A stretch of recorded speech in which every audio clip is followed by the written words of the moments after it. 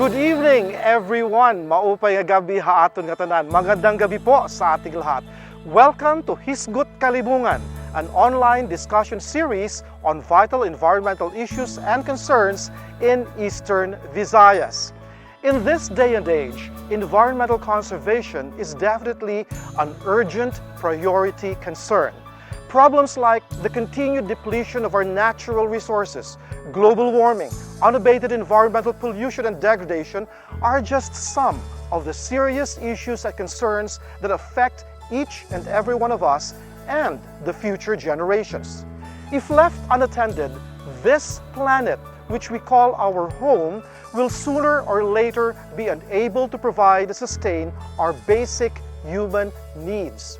Hisgut Kalibungan, which in English means environmental discussion, is an online project that aims to contribute to the sustained effort of saving the world from irreversible ecological destruction.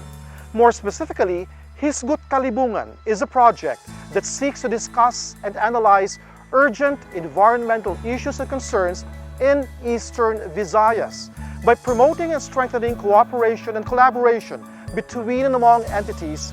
Hisgut Kalibungan seeks to assist in the formulation of appropriate policy initiatives that will further advance the purposes and goals of environmental conservation in Eastern Visayas.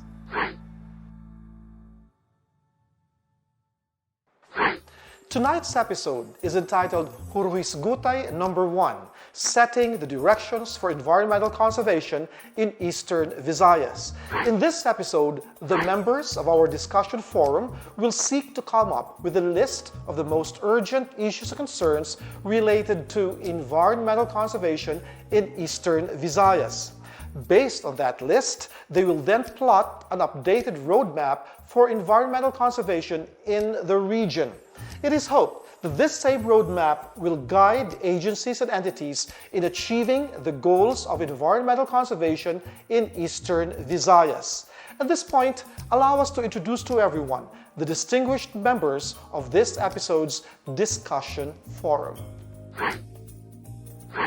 Our first panel member currently serves as the chairperson of the Division of Natural Sciences and Mathematics of UPV Tacloban College. He earned his PhD in Environmental Science from UP Los Baños. Listed as one of the resiliency experts of the UP system, he is a recipient of the 1 UP Professional Chair Award in Research and Public Service for 2019-2021.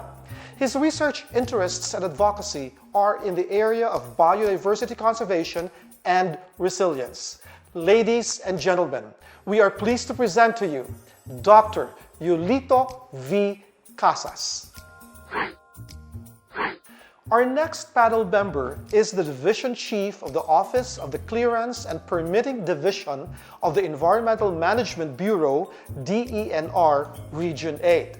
She is a BS Biology graduate of UPV Tacloban College and holds a master's degree in management from the Asian Development Foundation College, Tacloban City.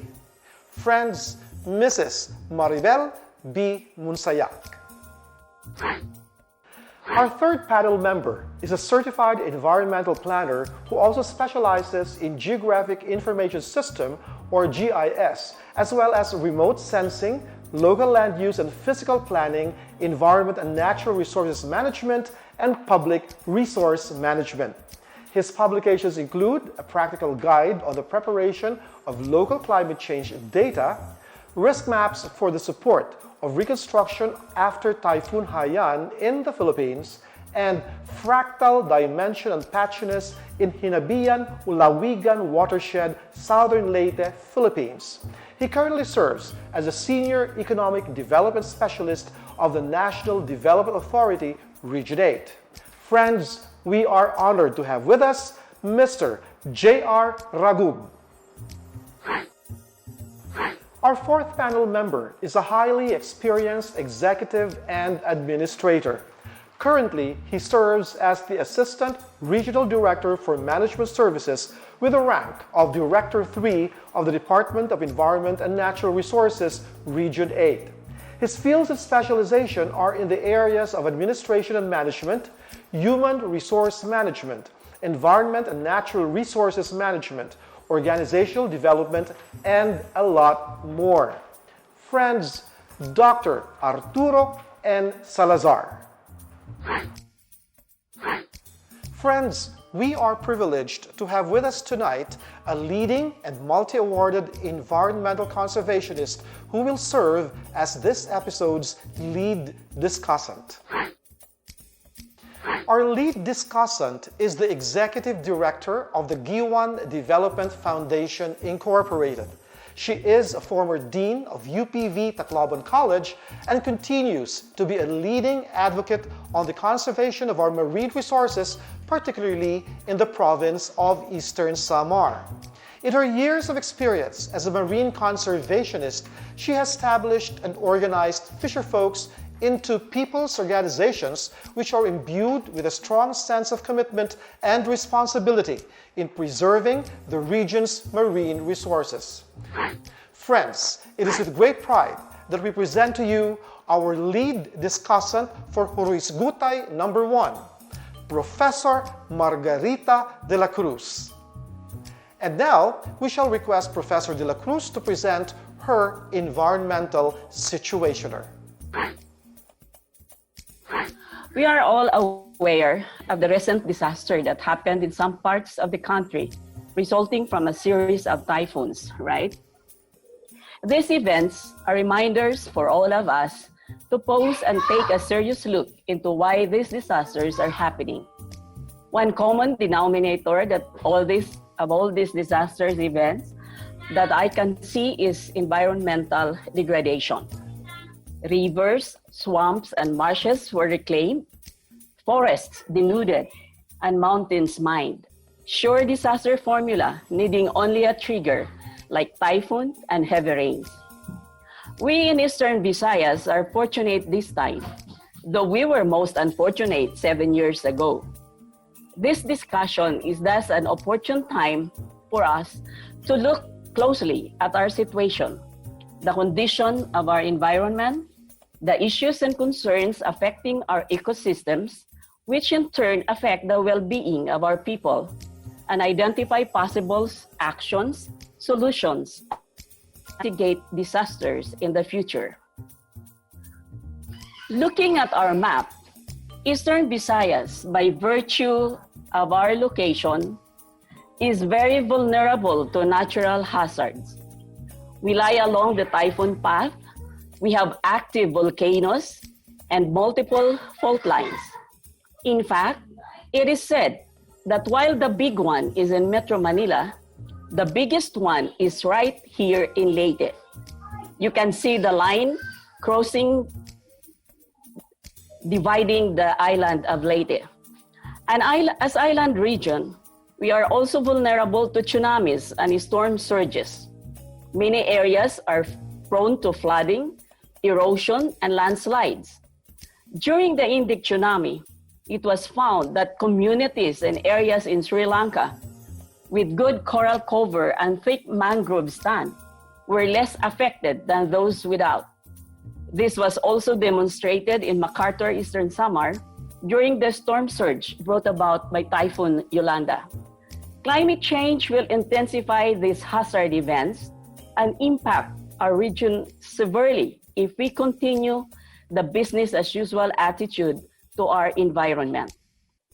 Our location and our being an island region are also blessings as we can enjoy the bounty of both the land and the sea. Sad to say, however, we have high poverty incidence among families at an average of 30.4% in 2018. In 2015, Yolanda notwithstanding, our population has grown to 4,440,150, comprising 4.4% of our country's total population. We have a total land area of 2,156,000 hectares, and based on our land classification, 39% of our land area is alienable and disposable, while 61% is forest land, as you can see in the table. However, NAMRIA in 2010 reported a total forest cover of only 459,007 hectares, or some 34.9% of our original forest land, of which only 7% is closed forest and the bulk is open forest. Does this mean that our forest land had been reduced to about 35% of its original area, implying conversion of our forest land to agriculture and built-up areas? The bulk of our remaining forest is in Samar Island, which also constitute the Samar Island Natural Park under the National Integrated Protected Area Systems, or NIPAS. This area, however, is also covered by some mining permits. In 2015, about 3% of our total land area has approved mining permits and 18% has pending contract or permit applications.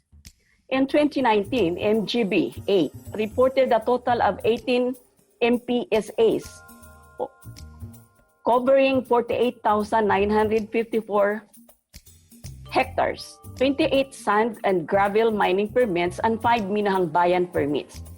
The region has deposits of nickel, chromite, iron, copper, gold, sulfur, calcite, magnetic sand, and of course, sand and gravel.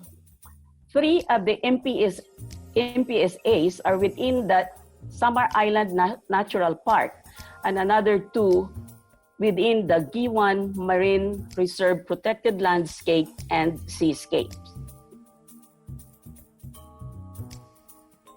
The region has 7 NIPAS areas covering a total of 453,264 hectares. These are the Mahagnao Volcano Natural Park in Leyte, the Lake Danao Natural Park also in Leyte, the Samar Island Natural Park, which traverses the whole island of Samar, the Sohoton Cave Natural Park in Western Samar, Cuatro Islas Protected Landscape and Seascape in Leyte, Giwan Marine Reserve Protected Landscape and Seascape in Eastern Samar, and the Berila Rosa Protected Landscape and Seascape in Northern Samar. We also have a number of rivers, lakes, swamps, and marshes in the region, but data and information on them are lacking. There is a need for full inventory and biophysical assessment of our inland bodies of water, particularly as these are factors to flooding.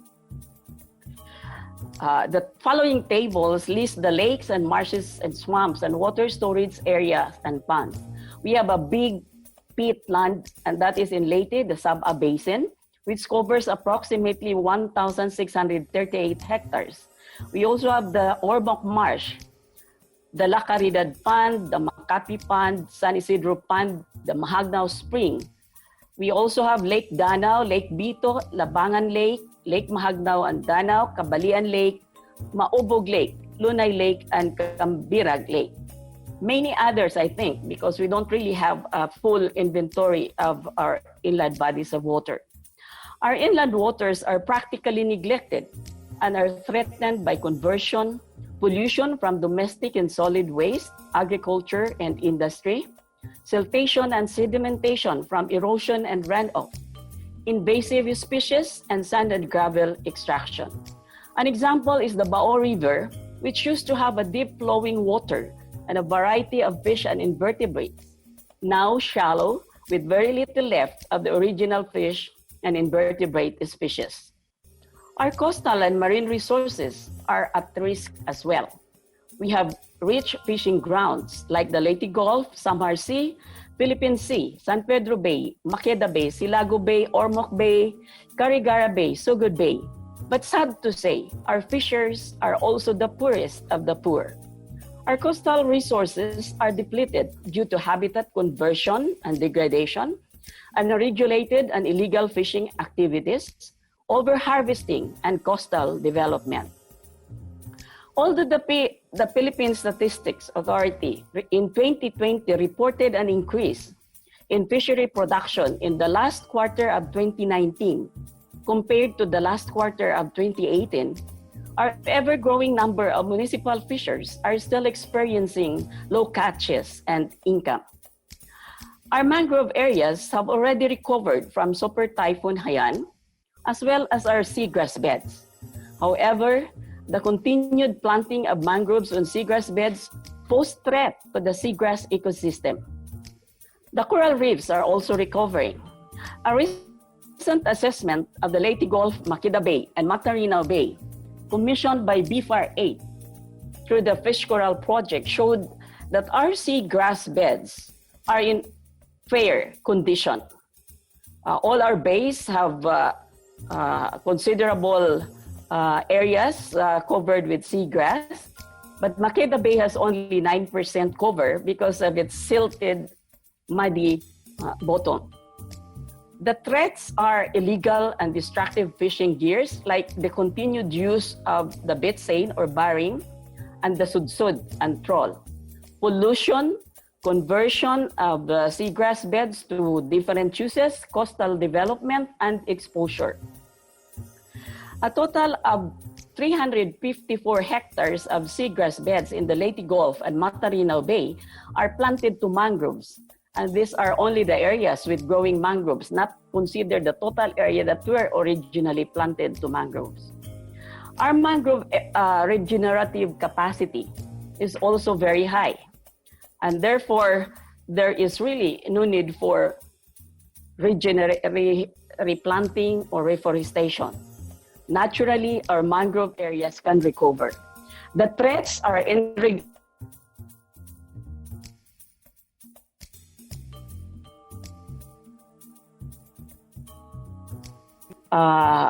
for the tuba, no? A conversion to agriculture and settlements, pollution, and coastal development.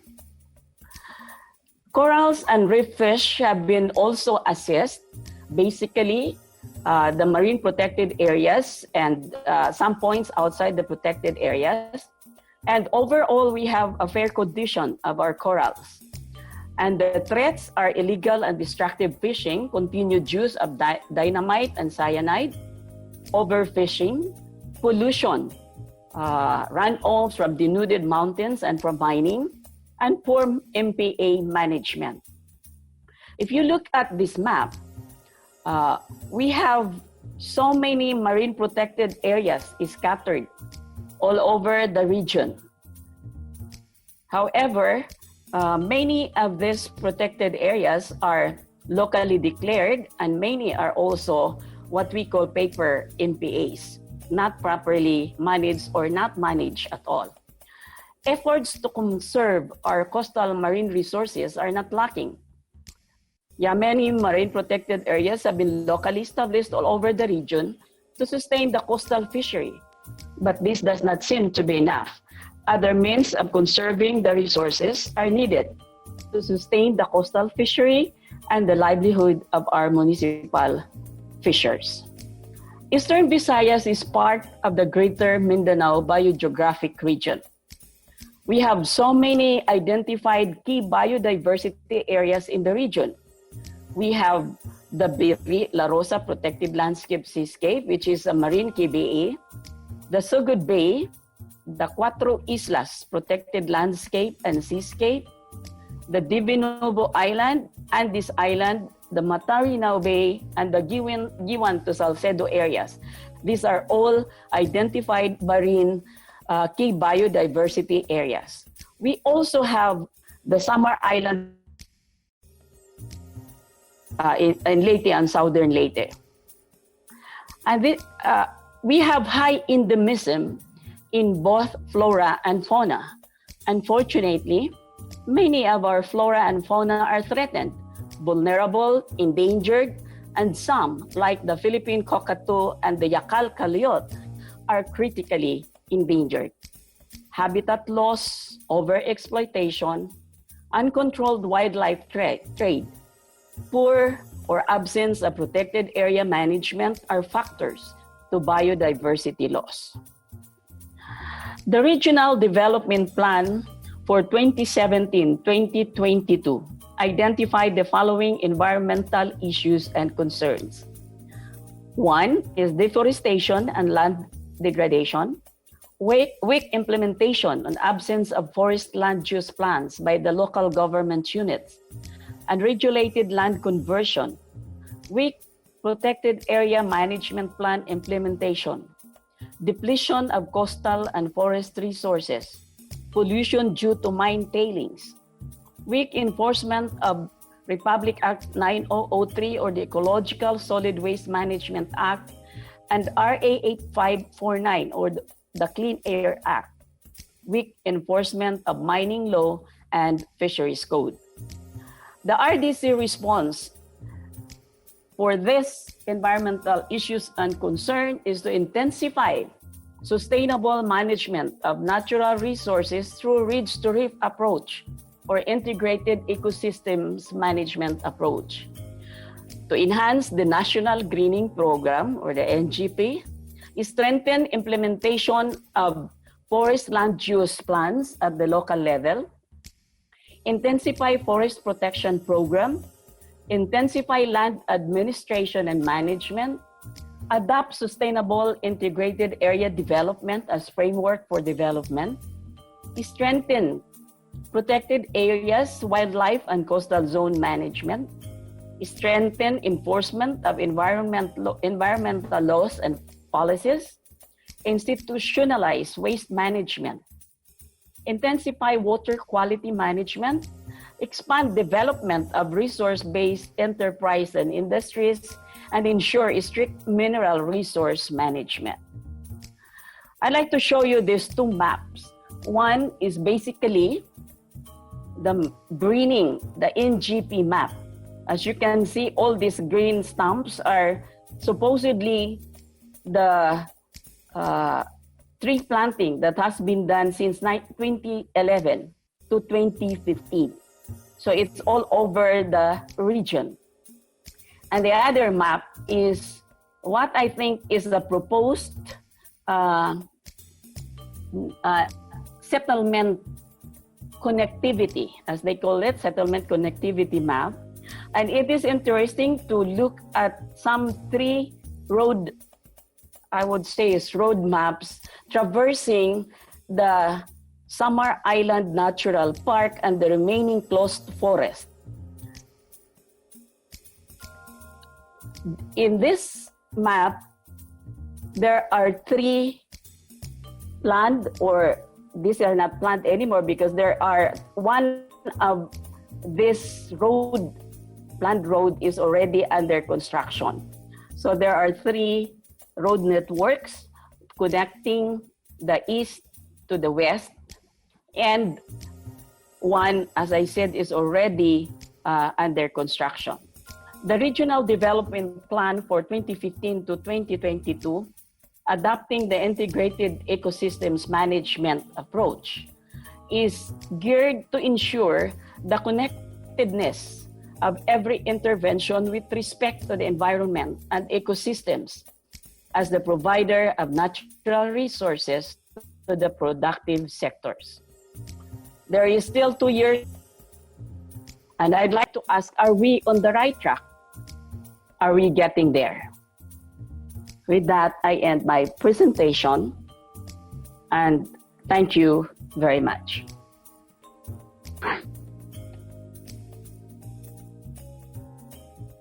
I now would like to get your thoughts on what I have just presented, and can we start with A.R.D. Salazar? Hi, Art. Hi, Ma'am Marge. I appreciate so much. So it's well researched and comprehensive, and it covers all of what DNR has been doing in the region. So I really comment on that. That's true. Now the data, the maps that you have presented are more or less true, more or less the same with our data. So it depicts the true situation of the region. And thank you for conceptualizing on that. And although, as you have explained, our approach is ridge to reef, from forest, from uplands down to the coastlands. And you also have reported about the threats. And our approach is ridge to reef, and our a strategy is sustainable. Our approach is sustainable development. Our approach is reach to reef. We have a lot of efforts have been, we have done on this a lot. We have a lot of programs, a lot of efforts to keep well our environment, because DNR cannot just do it alone. That's why you are there. We are very happy that you are there. The Region Development Foundation is always very active on us. So I appreciate on the threats that you have emphasized, because at the moment we are geared towards enforcement, and our department is pushing for a genuine enforcement, an enforcement with a heart, enforcement that spells the balance of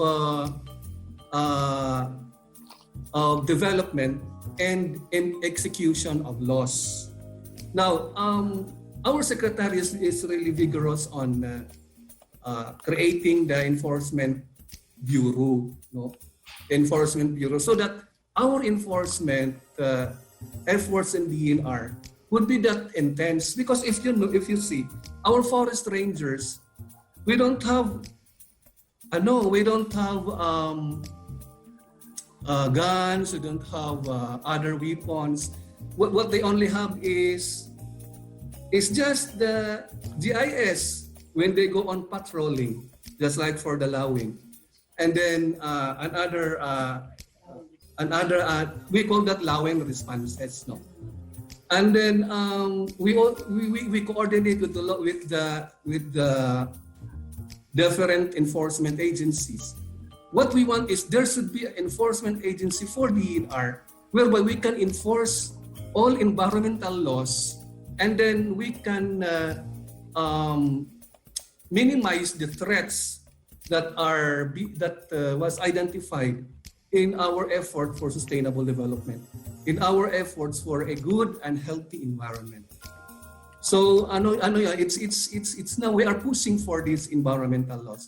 It's not only for forest protection, wildlife, mining, solid waste, lahat ng mga environmental laws that it will be executed. We have good laws, pero we need an enforcement that will really push on the enforcement of the heart that spells on sustainable development.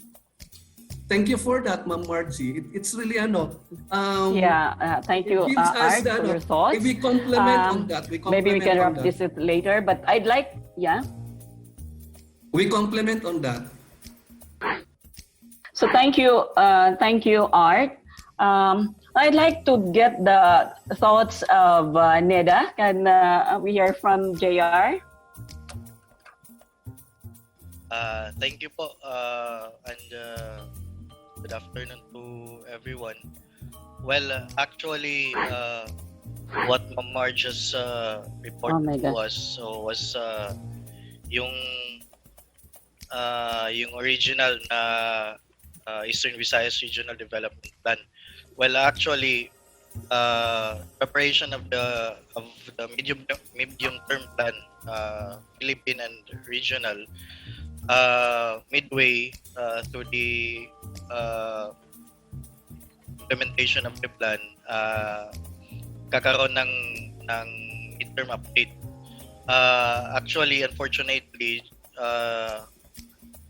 within this yung period na karon tayo ng ganitong forum, hindi pa readily available yung midterm update na version ng plan. So what I have shared to John was yung original pa na plan. Well, somehow yun nga, maganda yung ending ni Ma'am Marge, kasi we only have 2 years na lang, and then are we, yun nga yung malaking question, are we on the right track, and are we getting there? Balik-balik tayo, or na-list tayo ng daan. So actually, we at the NEDA, being the Secretariat of the RTC, we also monitor annually yung plan implementation through our regional development reports, which are always available online sa website po namin. Nandun po naka-state how we strive towards the end goal of reducing poverty and inequality in all dimensions within all sectors dito sa region. Now, I think just to briefly answer dun sa mga questions which were shared to me by John, like in prioritization ng mga programs and projects in line with the environment. So, kami sa NEDA, we cannot state na ito yung priority or ito yung least priority kasi we're not an implementing agency, and we rely on the knowledge and technical expertise ng ating mga implementing agency, particularly sina Sir Art sa DNR and sina Ma'am Maribel sa EMB, being the implementers ng ating plan. So, as a secretary to the RTC, NEDA prepares yung medium-term blueprint for the region, anchored on the administration's priorities, which are vertically aligned with the PDP or yung Philippine Development Plan natin. So, in terms of prioritization, yung RDP, meron po tayong companion document, which yung Regional Development Investment Program, which translates yung plan natin into action by identifying yung mga programs, projects, and activities per sector. And may malaking chunk doon yung environment. So, per strategy with inputs coming from the agencies, academia, saka sa local government units. Well, perhaps what I can think of in terms of prioritization is the way these PPAs are programmed within the medium term, specifically 6 years. So within the RDIP, PPAs kasi are identified, listed in a matrix wherein budget allocation for the next 6 years can be seen.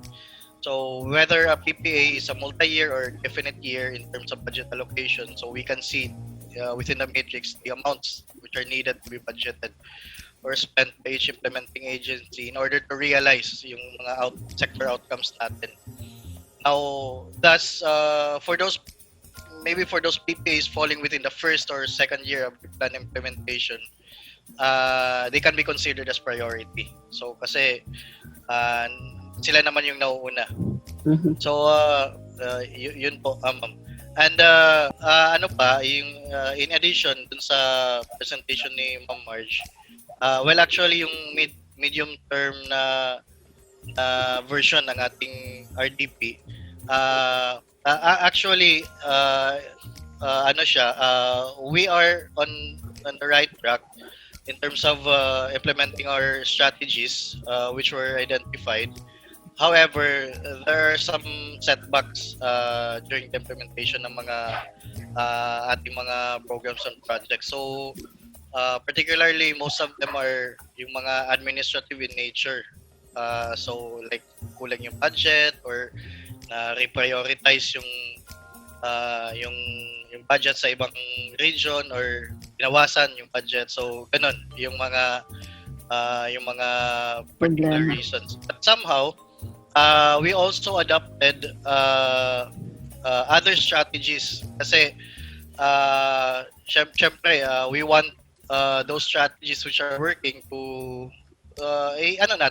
still enforce pa rin, but nag-identify din tayo ng other strategies to for the next kasi yung update ng RDP nung we updated the RDP way back in 2018 at saka 2019. So like for example, as an example dito sa subsector outcome 1, which is on biodiversity and functioning ecosystem services should be sustained.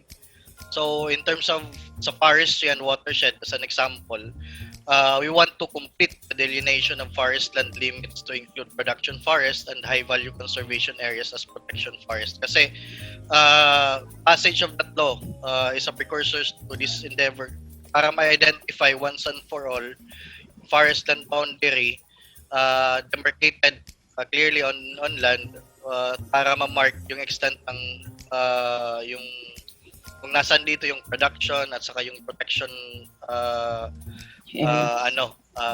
areas para ma-identify at saka yung scope and jurisdiction of the government is in terms of strict protection through the DNR and that of other private sector for potential investment in identified production areas. So yun po, ma'am. Yeah, thank you, JR. Can we hear from Dr. Casas? Yes, good afternoon, everyone. Thank you, Fruit Mards, for that comprehensive and intelligent presentation. The first two speakers have already reacted to your question raised. I would like to start where the NEDA presenter has shared to us earlier. Like I have gone through the attached development plans. As mentioned by GR earlier, the Eastern Visayas Regional Development Plan results matrix for years 2017-22. Well, as we can see, these are well-crafted plans. In fact, you use it as your reference in your presentation. But there is something I have observed in the plan which I want to share. As stated in the plan, the twin goals of the region are to attain robust and sustained economic growth and reduce poverty and inequality in all dimensions. It says further that all development activities in the region shall be directed towards the achievement of these societal goals. Yes. So my concern is, basing on this statement, I can instantly perceive that it is purely human-centered. So my question is, where is the environmental conservation concern here? There is none.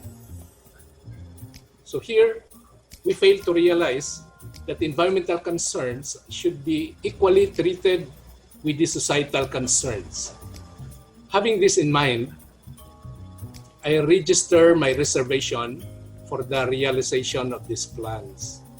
The 3 pillars of sustainable development as stipulated in the Philippine Agenda 21 is very clear on this. To achieve sustainable development, we have to equally and simultaneously address the social, economic, and environmental concerns all at once, as they are directly interconnected with each other. Leaving one behind is a serious planning and governance blunder. And forgetting that well-developed and protected environmental resources is capable of protecting the social and economic capital.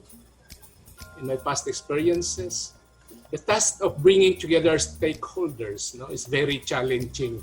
In fact, we have that experience. You can attest to this statement that in our previous project engagements with different lead agencies in the region, there's no need to mention these lead agencies. I do have my own challenges too, in dealing with these agencies. So the concept of multi-sectoral and participatory approach for the conservation of ecosystems and biodiversity conservation in Region 8 still remain a challenge and an elusive dream at the field level. In reality, these offices are still sectoral in nature. And there is really an overarching structure is still really one thing, with few exemptions, of course. and then citing your projects as some of those exemptions. But generally, it's really difficult, no, to operationalize in the field. And the need to formulate and develop appropriate and informed strategies that will pave the way for integrated and participatory management, conservation, and responsible utilization of natural resources in Region 8 may be addressed, no, in this webinar as to how, to me, still remains a challenge. Okay. On the legislative agenda, that is our main focus, no, for having this series of discussion. Let me share, no, the following thoughts. Very often, we fall into mistaking implementation problem as a policy problem. Our approach to policy making is tilted towards the policy itself, so that when a policy fails, we blame the policy, and the approach is to revise or update the policy. We do not even include in our policy analysis the evaluation of the implementers of the policy, which very often is the cause of the failure. We may need to refocus our evaluation process. Also, the need to have a regular monitoring and evaluation of these policies cannot be overlooked. Ideally, the results should be inputted back into the planning process. Thank you. Thank you for your thoughts, Dr. Casas. I think Ms. Maribel would like to say something on it also before we call on again JR for some clarifications. Ms. Maribel, please. Good afternoon. So galing kami sa Environmental Management Bureau. Maybe you've mentioned that we are sectoral, but then that's how it's our. We in the Environmental Management Bureau are more on environmental management, protection of the air, water, and land. Most particularly, in this case, we are talking about waste management. Okay, so with the inception of RA 9003 in 2000,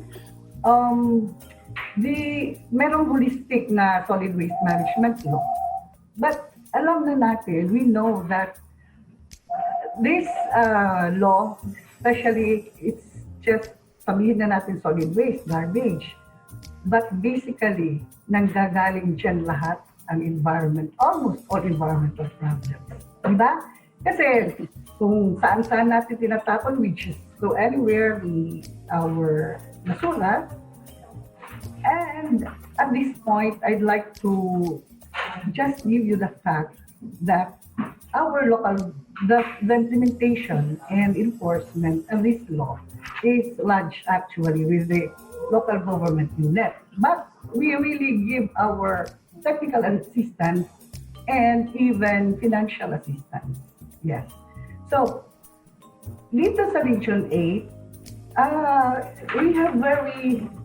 we have good news for you because solid waste management has different components, which we start with segregation of source. Yan lang ang pinakamababa na implementation natin with only 43%. Why? Alam na natin yan. Yung first step pa naman yan, kasi if we cannot segregate at source, baliwala yung composting, recycling, SLF, lahat. The important component, collection, disposal, mawawala if we don't segregate at source. Okay? So 43% pa tayo dyan. But with other components of solid waste management, and I'm happy to inform everyone that all the local government units in the region have complied 100% with the preparation of the 10-year solid waste management plan. But titingnan pa rin natin how well ang pag-implement sa plano ng solid waste. Then we also give financial assistance for the establishment of central materials recovery facilities and composting.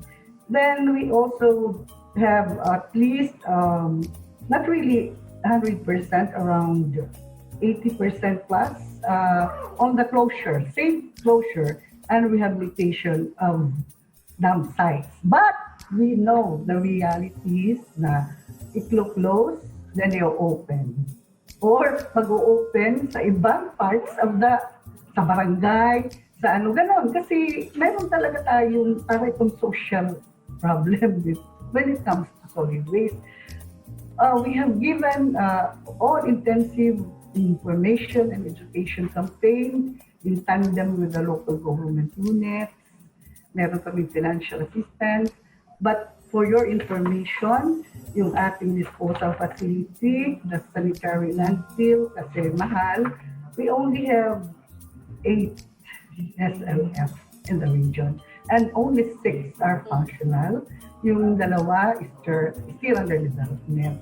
So, for me, if we are going to prioritize, we need to do more on waste management. Kasi basic yun eh.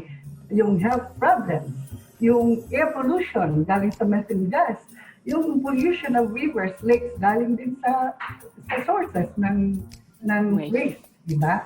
So, I feel na kung from our end, we still have to do more on waste management. Pas pa na yung pandemic, ngayong COVID-19, may additional na naman tayong category, type of waste, the PPE, di ba? Yeah. Exactly. Thank you, Ms. Maribel. So after the pandemic, we have tons and tons of face masks and so many other ways to respond to. Okay, thank you. I think JR has something to, has a follow-up. Can we have it, JR? Yes, Ma'am Marge. I'd like to share lang my screen just to answer Dr. Casas. Yes, just a point of clarification sa reaction ni Dr. Casas. Kasi sabi niya it's yung twin goals on attaining robust and sustained economic growth and reduce poverty and inequality in all dimensions is naka-focus lang tayo dun sa tao, ika nga. I like to disagree with that because based on our regional strategic framework, siguro hindi pa ito nakikita ni Dr. Casas. It's so within the regional development plan. I think it's chapter 4. It explains yung connectivity ng mga key priority trusts and major strategies and saka foundation strategies. Well, to say, yung ano kasi natin, yung ensuring ecological integrity, clean and healthy environment forms part of the foundation strategy. Kasi yun nga, without our environment na pinagkukunan natin ng mga raw resource towards our productive na mga sectors, kagaya ng sa agriculture, agroforestry, or even towards aquaculture or fishery. So, walang productive sector, walang service sector, and those regional goal or even towards the attainment of the medium-term regional vision will not be realized kasi nga it forms as the foundation.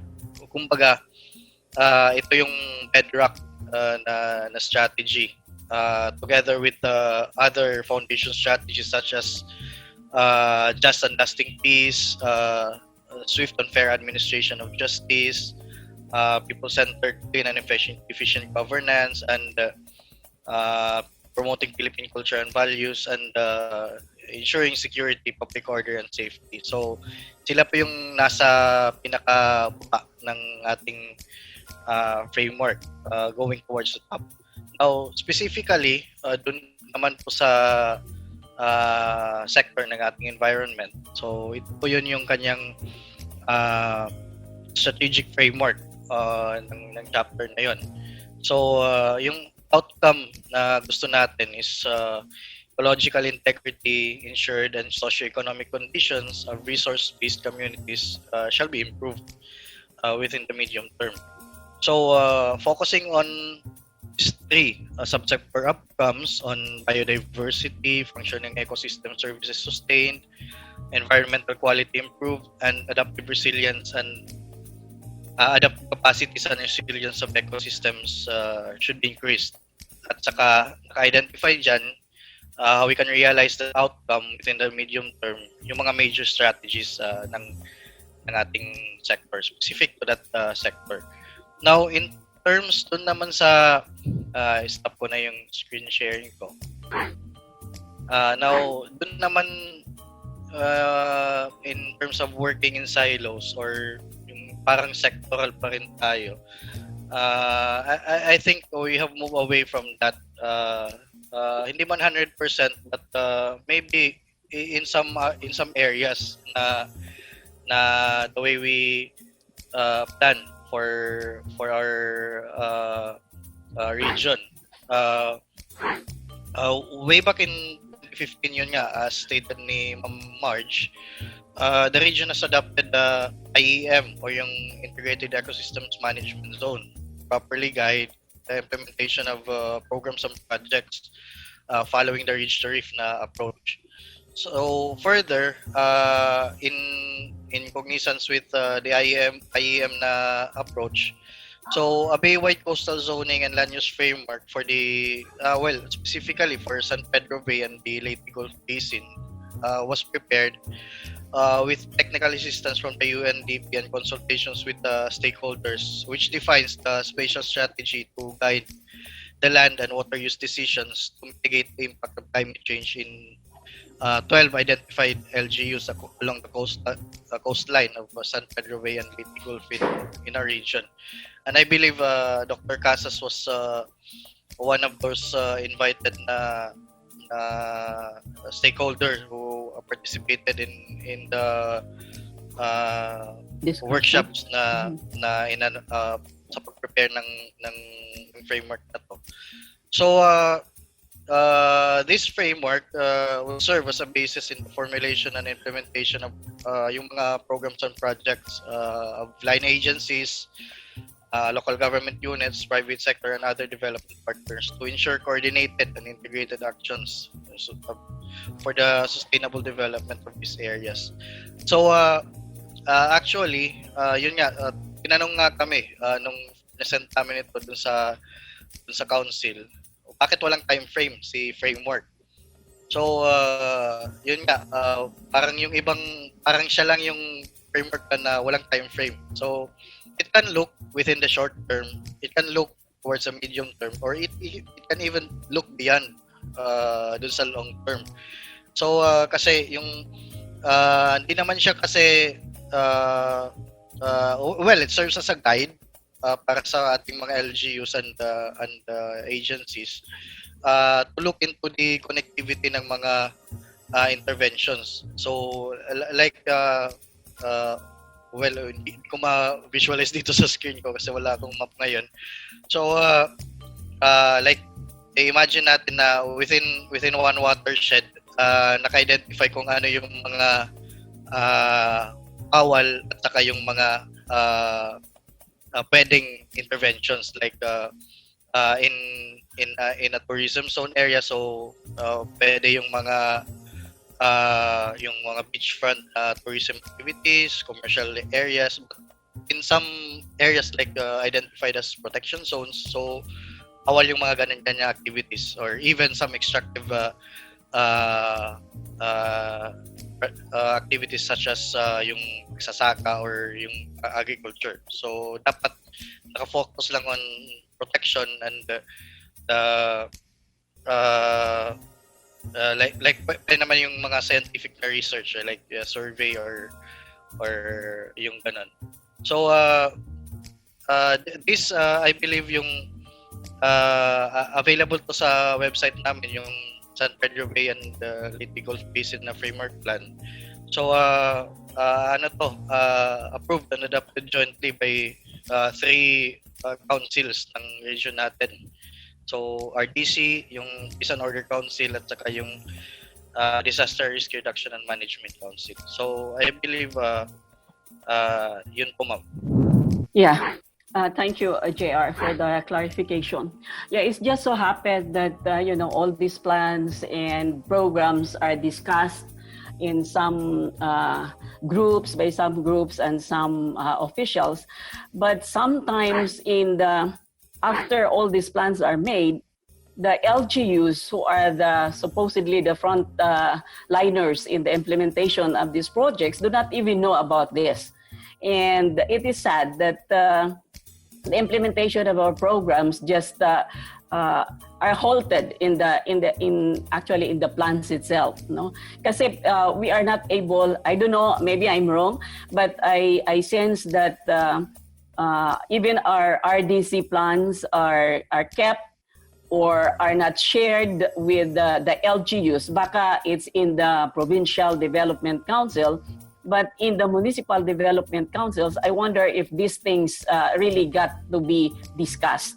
So sometimes it's dyan yung Disconnect. There is a disconnect. There's a disconnect, correct. There's a disconnect between the planners and the implementers. And that becomes very problematic because the time frame is gone and the implementation is not even started in some cases or halfway through in some other cases. So that's something to think about also. But going back to the environment and to the situation that we are in now, I wonder if you could give us some of your thoughts into what actually are the real pressing environmental issues and concerns as far as Region 8 is concerned. I know I have enumerated a lot, but I think if we could only focus on, let's say, what are the three pressing issues that we should consider and address in the next, say, 3-5 years to come. I'd like to start. May I start? Okay. We just finished our Bird of Prey Saving Philippine Eagle partnership with the Philippine Eagle Foundation this morning from 10 a.m. to 12. And in that presentation, we were able to capture the problem on the survival of Philippine eagle because it is directly related to its habitat destruction. So I would say habitat destruction is a main problem. And there goes biodiversity loss. Okay. I'd like to hear from Art. Art, what is to you, except for you mentioned earlier about enforcement. Of course, all these things need to be enforced, and we really have to strengthen our enforcement capacities. But what would be your top three environmental problem that needs enforcement solutions?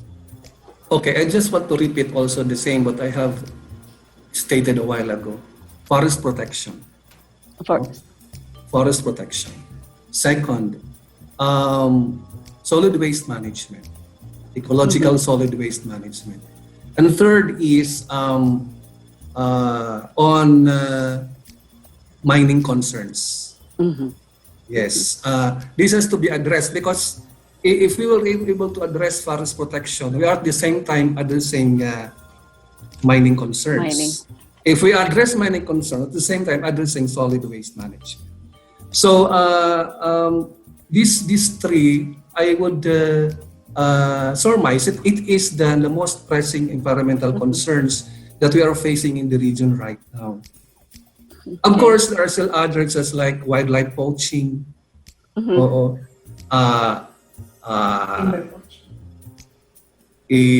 timber poaching, because we cannot use illegal logging because illegal logging is a technical. We don't have any mechanized equipments here because they don't have logging firms. We can only call it timber poaching. Of course, we can also on coastal resource.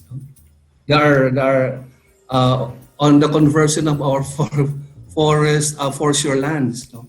Reclamation of our foreshore lands, because this is also a threat to our coastal and coral natural resource, our marines.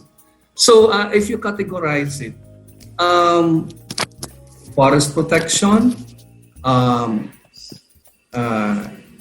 strict implementation of solid waste management, mining concerns, for sure, which ang daming reclamation ngayon, for all you know, no? Ang daming mga issues on reclamation. Because in reclamation alone, kailangan ng area clearance yun. And then there are other, because of expansion of our local government units, of population, no? Nag-i-expand na talaga. We want to industrialize. But for sure, reclamation is one. And then such others that I have mentioned a while ago. But even though if it's not mentioned, all that we are experiencing environmental problems and concerns are of pressing concerns. Because sabi pa nga kanina ni Dr. Casas, it is we are an ecosystem. So we live in a system that we cannot just, we are interrelated, we are interconnected. So we have to, at the same time, focus on these problems, focus on these threats, and provide priorities and solutions. Anyway, for DNR kasi, we have the Environmental Management Bureau, we have the Mines and Geosciences Bureau, and we have the main DNR. Although naging line bureau lang sila, it's because of the passage of Republic Acts that they become line bureaus. But this time, we are trying ourselves to be functional, no? From sectoral to functional. In fact, the Secretary has issued, I think, Department Administrative Order 2018-18, of which the Regional Executive Director of the region has supervision over these regional directors of EMB and MGB, and all our programs should now be synchronized and harmonized with the realities in the region.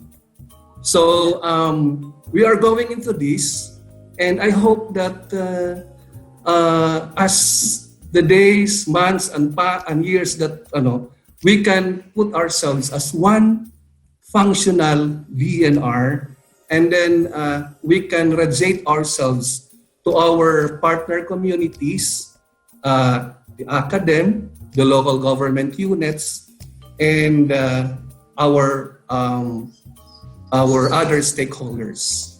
So it is our vision that we work together as one DNR, wala nang sector, but one DNR pursuing all the efforts of environmental concerns in the region. After all, we have a program. We have a program which is Tayo ang Kalikasan. No? May program kami, Tayo ang Kalikasan, and it is very important na program na to kasi it calls to everyone to participate in these environmental concerns. Kaya sinasabi doon, ikaw, ako, tayo ang kalikasan. So whatever is gargantuan tasks of DNR, whatever are the issues and concerns of DNR, it is a shared responsibility among all. Because ikaw, ako, tayo ang kalikasan. Wala naman, this environment is there. Tayo lang naman Tayo lang naman ang gumagalaw dito at tayo nagpupulyot dito. And we should also be responsible. We should share the responsibility. DNR cannot do it alone. Our forest rangers, gamay lang. Our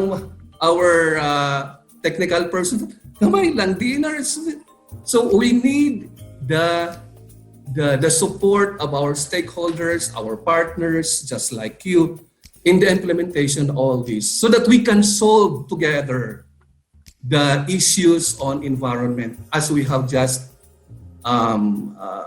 stated a while ago. Articulated. Okay. Thank you. Thank you, ARD. And we really have very complex problems regarding the environment. And we have multi-stakeholders. No? Lahat tayo stakeholders sa ating kapaligiran. And enforcement or implementation of programs and even policies, laws and regulations is also very complex. In fact, not one organization or not one agency can do that. So I was wondering, what do you propose or what could you propose? No, but this is all for the panelists. Is there a means in which we can gather together all these stakeholders and be able to come up with something that would enable us to implement these programs and projects and implement policies in a more participatory manner, so to speak, no? So that everybody claims a stake on all these things, being stakeholders for the environment. Yes, it's true. And this is a challenge, Ma'am March. Why not use the convergence? The present model on convergence that we have, no? We have a lot different models on convergence in the region. And I think this is one avenue so that all stakeholders can be together and discuss among ourselves these pressing issues. After all, tayo lang naman we are all affected, as you have said and I have said.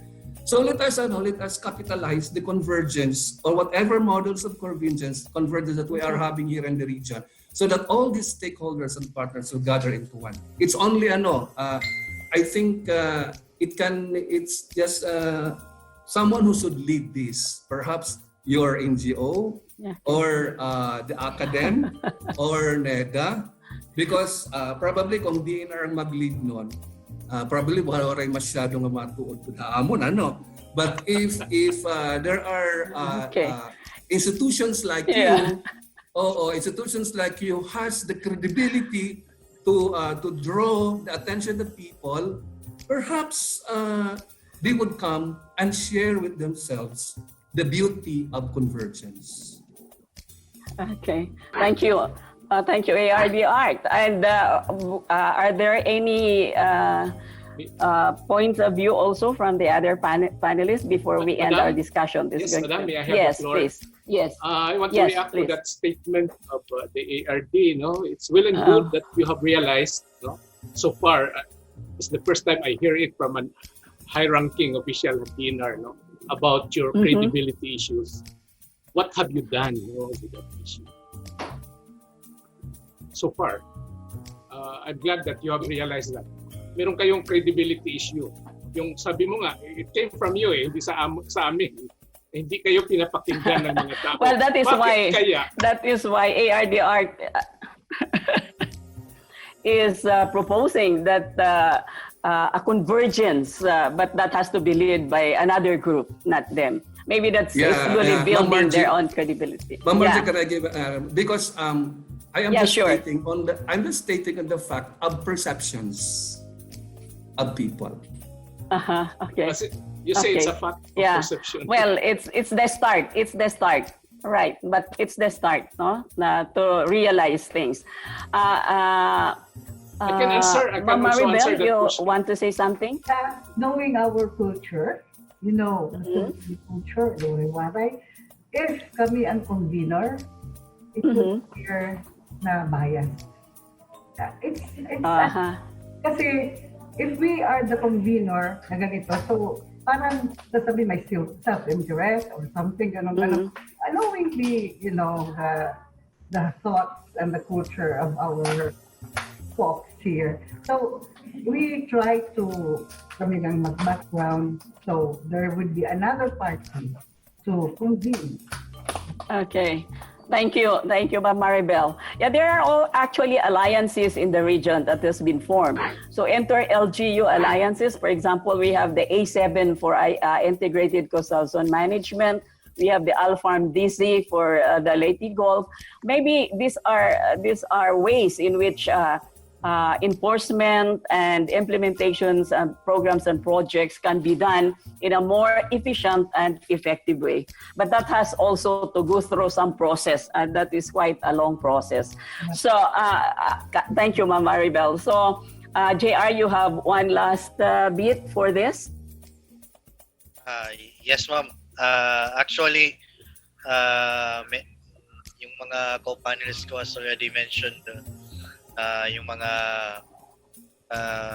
particularly towards yung mga priority mga pressing environmental issues. Just to add, I think si Dr. Casas at si ARD Art already mentioned about forest protection at saka yung degradation being a core issue in the environment. Well, to follow with that, actually, as an after effect, so yun nga, meron tayong COVID-19. So, which is actually an outcome ng particularly wildlife poaching. So, this is actually for us one of yung isang priority na dapat natin munang i-solve since we mentioned naman about health of the population. So yun nga, we're currently facing unprecedented effect of this pandemic socially, so health, environmentally, like sinabi ni Maribel, increase in solid waste, yun nga, yung mga hazardous waste, and even economically at the macro level. So to make sure that we can bounce back even better towards our development trajectory, so yun nga, natasan kami to prepare na naman ng isang plan, yung Regional Recovery Program for COVID-19. So actually, this is not a separate plan. Think of this as your methodology in patching up a busted tire as you travel towards a certain destination. Parang yun lang, yung pag-change natin ng tire ng reserve para biyahe tayo ulit. So yun lang yung RRP natin. So currently, it has a total investment cost of for the region 27.5 billion along sectors of economic, productive, social, environmental, governance. So thank you. I think just to add dun sa kay Sir Art in terms of convergence. Okay, thanks. Habang may buhay, may pag-asa. Okay, so thank you, JR. Yung in terms of convergence, yung sinabi ni Sir Art, yung maganda yun. And we are honored na ma-identify ni Sir Art as an agency that will yun nga, lead itong that could lead yung convergence. Actually, yun nga, we at the office are meron din kaming limitation in terms of going down to local government units kasi yung mandate namin, we're only coordinating down yung pinakamababa na level ng coordination namin to the local government units is to the province lang. So we cannot go beyond towards the municipality kasi we might be questioned by yung DILG, which sila yung may mandate over local government units. Well, for one, actually, sa office, being a secretariat of many interagency bodies, LCAC, nandun yung Blake Provincial Program. So, maraming binigay na sa amin na secretariat. So, I think overwork na.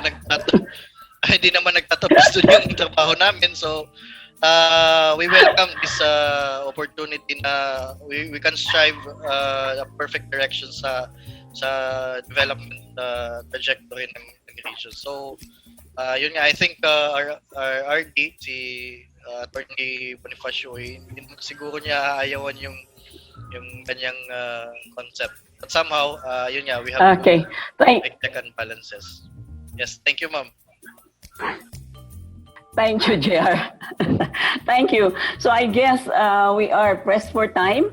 I think this will end our discussion. We look forward to the convergence, maybe more inter-LGU, inter-agencies alliances so that things are harmonized and for the more efficient and effective ways of implementing programs and projects, and even for implementing roles, policies, and regulations. Thank you very much for your active participation, and we go back now to Dr. Lagarde. Maraming salamat. There you have it, ladies and gentlemen. Our pilot episode of Hisgut Kalibungan entitled Huruhisgutay #1, Setting the Directions for Environmental Conservation in Eastern Visayas. Based on the aforementioned discussion forum, please allow us to point out to you the highlights of the said forum. The highlights of Huruhisgutay #1 are: these recommendations are being put forward for planners and decision makers to consider in their efforts to achieve economic growth and social equity while living in harmony with nature. Based on the discussion forum, here's a rundown of important recommendations that may help local policymakers improve existing and design new viable environmental conservation strategies in Eastern Visayas. Treat each environmental issue and concern as equally important. Each environmental issue and concern in Eastern Visayas must be given proper attention. This is because most, if not all, of the existing environmental problems and its impact are interconnected and can only be addressed through a systems perspective. However, due to lack of resources, prioritization in terms of budget allocation for programs and projects that can respond to overarching or cost-cutting environmental issues must be made. Intensify information, education, and communication campaign on sustainable development. IEC campaigns highlighting the most pressing environmental issues will help raise awareness among local stakeholders and members of the community. For example, the impact of improper waste disposal may lead to pollution, which may result to poor air, soil, and water quality. As such, efforts on basic ecological solid waste management education among LGUs, other stakeholders, and the community must be intensified. Revisit existing regional development plans to meet sustainable development goals. The region must be able to demonstrate how to meet the triple bottom of sustainable development, and these are environmental protection, economic growth, and social equity. Ensuring ecological integrity, clean and healthy environment forms part of the foundation strategies of the Eastern Visayas Regional Development Plan, or EVRDP, to achieve sustainable development in the region. The goals of the existing EVRDP are to achieve robust and sustained economic growth and to reduce poverty and inequality in all dimensions. As stated, the development goals sound too human-centered and can be modified by adding another pillar that will reflect the foundation strategies in the EVRDP that seeks to ensure the enhancement of the health of environment. Intensify the dissemination and coordination of development plans, programs, and policies. Some plans developed at the regional level have encountered difficulties in its implementation, while some plans end up in shelves without even taking off. To avoid such failure in the future, sharing and coordination of overarching development plans like the Eastern Visayas Regional Development Plan must be intensified by the planning agency such that it will be cascaded from the implementing line government agencies down to the LGUs who are at the front lines of implementing such strategies. Most importantly, the planning and development councils of each local government unit, from the province to the barangays, must be well oriented of and prepared for the implementation of regional development plans, programs, and policies. Formulate development plans, programs, and policies using the bottom-up approach. The bottom-up approach will help prevent or minimize failure in the implementation of plans, programs, and policies, and at the same time ensure that such strategies resolve the real environmental concerns at a grassroots level. Regularly monitor and evaluate implementers and the implementation of plans, programs, and policies.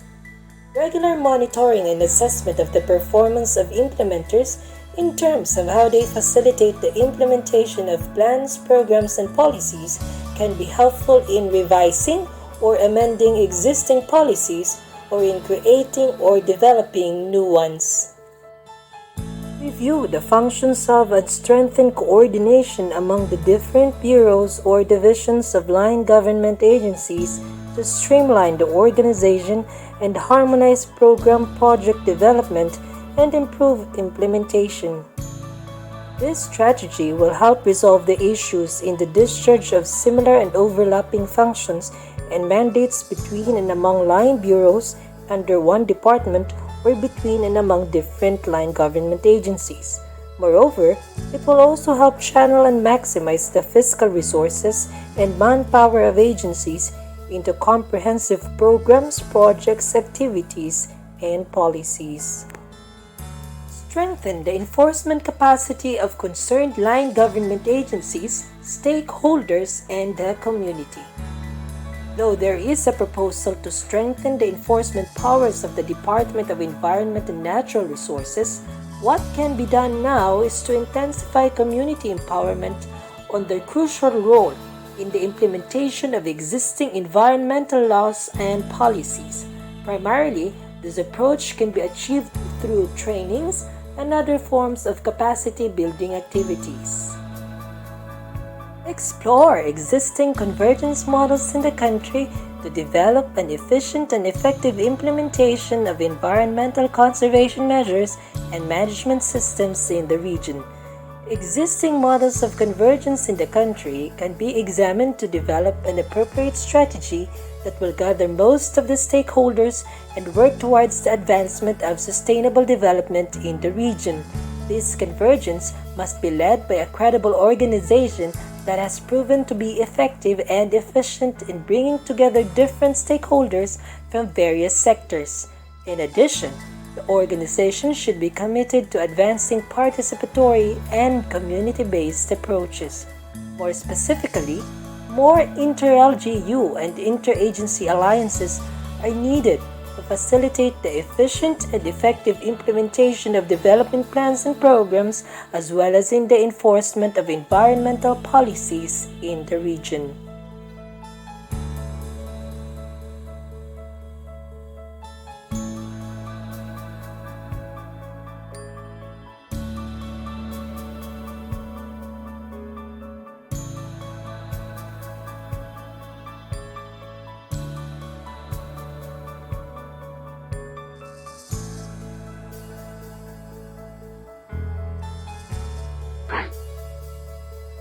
Friends, we hope that this pilot episode has deepened and broadened our awareness and understanding about the pressing environmental issues and concerns that affect our region today. As we put this episode to a close, we would like to invite everyone to watch our next episode entitled Huruhisgutay number 2, Pangisdaan Hasnirangan Visayas, or Fisheries Production in Eastern Visayas, which will be available for public viewing on January 29, 2021. We would like to remind everyone that Hisgut Kalibungan may be viewed on the Facebook page of the Leyte-Samar Heritage Center, as well as the official Facebook page of UPV Tacloban College. Friends, thank you very much for being part of this meaningful online presentation. We look forward to having all of you again in future online events of Hisgut Kalibungan of the Leyte-Samar Heritage Center. Thank you and good evening.